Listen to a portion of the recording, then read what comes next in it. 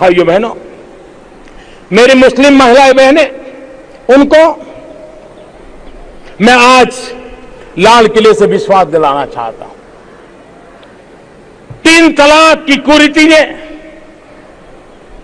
हमारे देश की मुस्लिम बेटियों की जिंदगी को तबाह करके रखा हुआ है।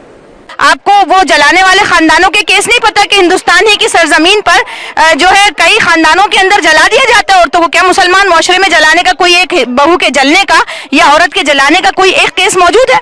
तो ये प्रोपेगेंडा के जरिए से चीप वोट बैंक पॉलिटिक्स जो खेली जा रही है, इन तमाम चीजों का विरोध करने के लिए ही हम यहाँ जमा हुए हैं और हम इसको पुरजोर डिनाई करते हैं कि ये बिल्कुल गलत बात है, ये एक प्रोपेगेंडा है कि तलाक इस तरह से होती है। तलाक शरीयत में क्या है और किन हालात में वाक़ई होती है, इसकी स्टडी इंटेलेक्चुअल्स करें और जो चीज इशू है ही नहीं उसको इशू बनाकर पेश किया जा रहा है।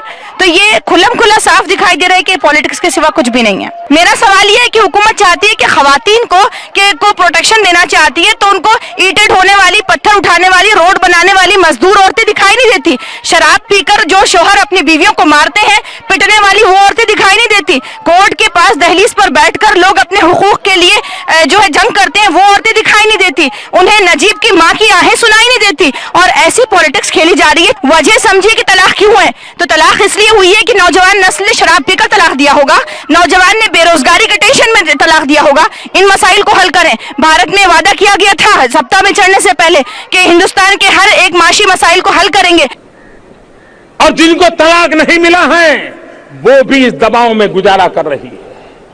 उनको जो हक शरीयत ने और खुदा ने दिया है वो हक हमसे छीना जा रहा है। वाज़ेह तौर पर समझ में आ रहा है कि जब यानी एक शौहर अपनी बीवी को 3 तलाक दे देता है तो उसको इस्लाम ये हक देता है कि वो दोनों एक दूसरे से अलग होकर बीवी अपनी खुशी से दूसरा निकाह कर सकती है, लेकिन दूसरे समाज में ये इजाजत नहीं है।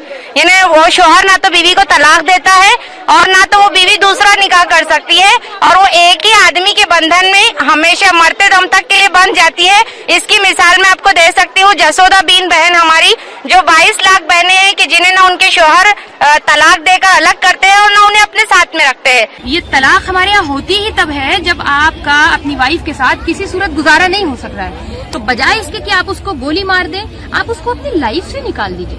इतनी सिंपल सी बात है, ये हमारे लिए बहुत अच्छी चीज है। इसको इतना गंदा बुरा बनाकर क्यों पेश कर रहे हैं? इस सत्र में भी हमने पार्लियामेंट में कानून ला करके हमारी महिलाओं को कुरीतियों से मुक्ति दिलाने का बीड़ा उठाया था, लेकिन अभी भी कुछ लोग हैं जो इसे पारित नहीं होने देते हैं।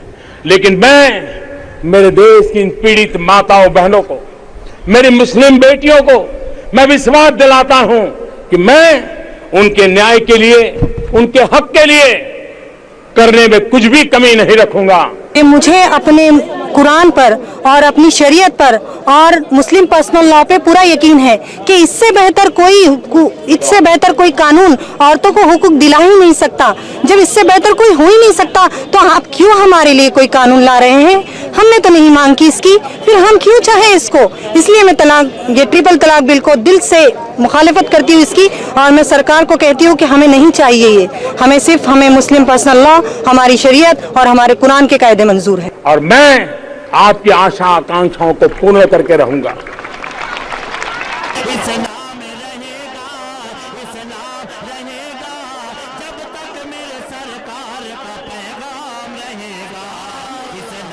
रहेगा, इस्लाम